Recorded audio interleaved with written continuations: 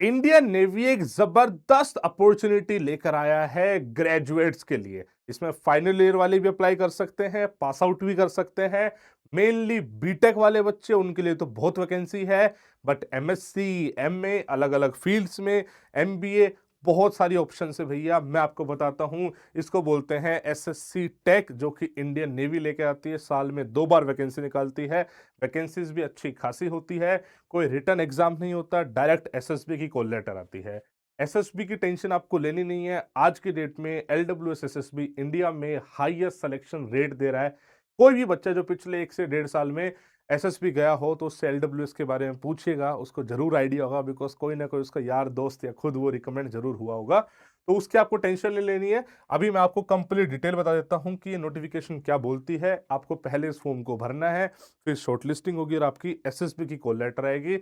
SSB में recommend हो जाओगे तो भैया जी मेडिकल्स के बाद आपकी मेरिट के बाद ज्वाइनिंग आ जाएगी। ठीक है। ये एप्लीकेशन फॉर्म स्टार्ट हुए थे 24 जनवरी को, लास्ट डेट है 24 फरवरी।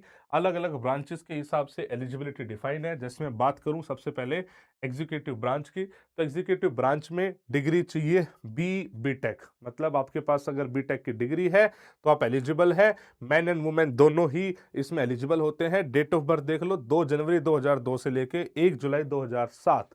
इन डेट्स के बीच में या इन डेट्स पर अगर आप पैदा हुए हो तो आप एलिजिबल हो। सिर्फ और सिर्फ 60% मार्क्स आपको बेसिकली चाहिए थे। आपको पायलट बनना है, नेवल एयर ऑपरेशन ऑफिसर्स बनना है, यानी ऑब्जर्वर बनना है, एटीसी बनना है, तो भैया बीटेक होनी चाहिए 60% मार्क्स के साथ। इसके अलावा क्लास 10th एंड 12th में 60% मार्क्स इंग्लिश में होने चाहिए आपके। और वैकेंसीज भी अच्छी खासी है, 25, 20, 18 वुमेन के अलग अलग वैकेंसी जो मेंशन कर दी है डेट ऑफ बर्थ के साथ। ऐसे ही आपको लॉजिस्टिक में जाना है तो बीटेक हो सकते हैं, एमबीए हो सकते हैं आप, BSc BCom, BSc IT with PG diploma in finance logistic supply chain हो सकते हैं, एमसीए एमएससी हो सकते हैं। वैकेंसीज भी अच्छी खासी है। एजुकेशन कोर में एमएससी एमए हो सकते हैं आप, maths, physics, applied physics, operation research, इन सब में। बीए बीटेक हो सकते हैं बच्चे आप, एमटेक हो सकते हो। सबके हिसाब से अलग अलग वैकेंसीज यहाँ पे डिफाइन कर दी गई है। इंजीनियरिंग ब्रांच में जनरल सर्विस के लिए आप जैसे मरीन, इंस्ट्रूमेंटेशन, एरोस्पेस, मेटलर्जी, मतलब इन ब्रांचेस के लिए 42 वैकेंसीज है। सबमरीन टेक के लिए 8 वैकेंसीज है। इलेक्ट्रिकल ब्रांच के लिए सेम 38 वैकेंसीज है। सबमरीन टेक इलेक्ट्रिकल के लिए अगेन 8 वैकेंसीज है। सबके हिसाब से अलग अलग डेट ऑफ बर्थ दी गई है, जो कि मोर और लेस पायलट में अलग थी, बाकी पीजी में थोड़ी सी अलग है, बाकी हर जगह यही है। 2 जनवरी 2002 से लेके 1 जुलाई 2007। आपको basically join Indian navy .nic routine पे जाके इस पर्टिकुलर वैकेंसीज के अगेंस्ट अपना फॉर्म फिल कर देना है। उसके बाद आपकी शॉर्टलिस्टिंग होगी। शॉर्टलिस्टिंग आपकी परसेंटेज ऑफ मार्क्स के बेसिस पे होगी। बहुत ज़्यादा हाई परसेंटेज नहीं जाता है इस पे। बहुत ही अच्छी अपॉर्चुनिटी है हर उस बंदे के लिए जो कि इंडियन नेवी में ऑफिसर बनना चाहता है। ये ऑफिसर ए ग्रेड ऑफिसर है। इससे ऊपर गवर्नमेंट जॉब में कुछ और नहीं है। मतलब वैसे तो मैं मानता हूं कि देखो सिर्फ और सिर्फ जॉब नहीं है। फौज में जब भी आप जाते हो तो एक पैशन, एडवेंचरस लाइफ, प्रेस्टीज, बहुत कुछ है। बट स्टिल अगर आप सिर्फ और सिर्फ जॉब पर्सपेक्टिव से देखोगे तो इससे ऊपर कोई और गवर्नमेंट जॉब में अपॉर्चुनिटी नहीं होती है, ना ही इतनी सैलरी होती है। तो बहुत ही अच्छा ऑप्शन है।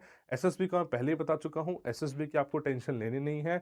आपकी जैसे ही शॉर्ट लिस्टिंग हो जाए आप एलडब्ल्यूएस एसएसबी आ जाइएगा। हमारे 15 दिन के रेजिडेंशियल प्रोग्राम होते हैं, जिन प्रोग्राम में आपकी पर्सनैलिटी के हर एक एस्पेक्ट पे काम करा जाता है ताकि आप रिकमेंड हो पाओ।